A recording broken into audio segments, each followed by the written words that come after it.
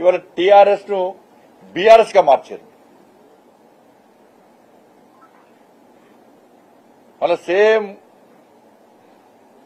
పాత పందాన్ని కొనసాగిస్తూ ఇలా నమ్మించే ప్రయత్నం. మొట్టమొదటి భద్రాచలం సంబంధించి 7 మండలాలను ఆంధ్రలో కలిపిరు అని చెప్పి మాట్లాడారు.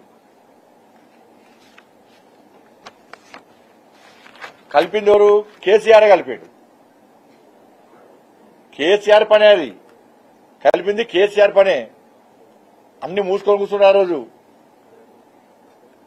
ఆఫ్టర్ ఆల్ 7 మండలాలు పోతే పోని అన్నటువంటి మూర్ఖుడు రాష్ట్ర ముఖ్యమంత్రి కేసీఆర్, అప్పుడు ముఖ్యమంత్రి. పోతే పోని ఆఫ్టర్ ఆల్ 7 మండలాలు అన్నాడు. దీనికి సంబంధించి 2014 జూలై 29వ తేదీన రెవెన్యూ సెక్రటరీ జేసీ శర్మ గారు జీవో విడుదల చేసిందా లేదా? మరి అప్పుడు ఏం చేసిండు? అప్పుడు రాష్ట్ర ముఖ్యమంత్రి కేసీఆర్ ఏం చేసిండు? అప్పుడేమో ఆఫ్టర్ ఆల్ 7 మండలాలే. ఇప్పుడు మళ్ళా దాన్ని ఆ నేరాన్ని ఇంకోటి మీద నెట్టాలి. ఆ 7 మండలాలు కోల్పోవడానికి కారణమే అప్పటి ముఖ్యమంత్రి కేసీఆర్. ఇది వాస్తవం. ఇది అప్పటి ఆఫ్టర్ ఆల్ 7 మండలాలు ఇప్పుడు అంత ప్రాముఖ్యత ఏం పడుతుంది కదా?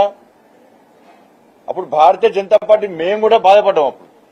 కానీ ముఖ్యమంత్రి వ్యవహారాల వల్లనే, ముఖ్యమంత్రి వల్లనే జరిగింది. అదే ముఖ్యమంత్రి కేసీఆర్ ఆలోచన అంటే పెడితే పెళ్లి కొడుతాడు, లేకపోతే సాగు కొడతాడు. మంచి చేస్తే నేనే చేస్తాడు. కానీ ఉల్టా అయిందని గొప్ప పక్కన నేను ఎక్కుతాడు. అనుకు పడేస్తాడు. అదే కథ సింపుల్. అనుకు పడేస్తా అయిపోయా. కాబట్టి ఆ విషయంలో తెలంగాణ సమాజానికి వాస్తవ విషయాలు తెలుసు. ఇప్పుడు మళ్ళీ పాతదేదో తోడి మళ్ళీ ఏదో ప్రజలు నమ్మించే ప్రయత్నం చేస్తే ప్రజలు నమ్మరు. దాంతోపాటు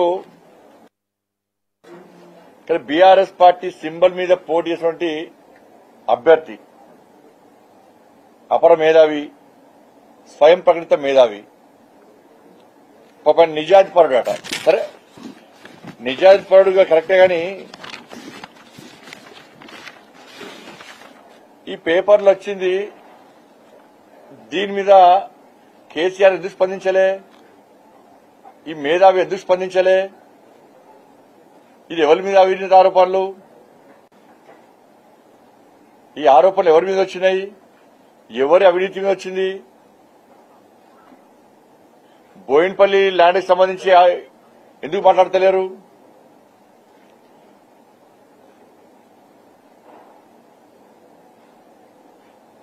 ధరణిని అడ్డగోలు వాడుకునేది ఎవరు? ఎవరు ఆస్తులు సంపాదించారు అక్రమంగా?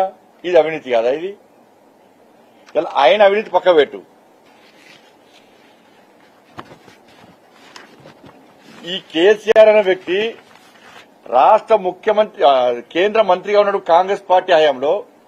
మన్మోహన్ సింగ్ గారు రాష్ట్ర ప్రధానమంత్రిగా ఉన్నప్పుడు యథా రాజా తదా ప్రజ, నేను దోసుకుంటున్నా, నాకు పోటీ మీరు దోసుకోని చెప్పి కేసీఆర్ జెండా గీసి రోడ్ల మీద పెట్టినప్పుడు ప్రభుత్వం అప్పుడు మంత్రులను, ఎమ్మెల్యే నాయకులందరినీ.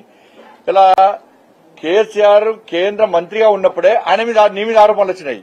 నువ్వు ఇంకోని నిజాయితీ పట్ల చెప్పే అర్హత నీకు లేదు.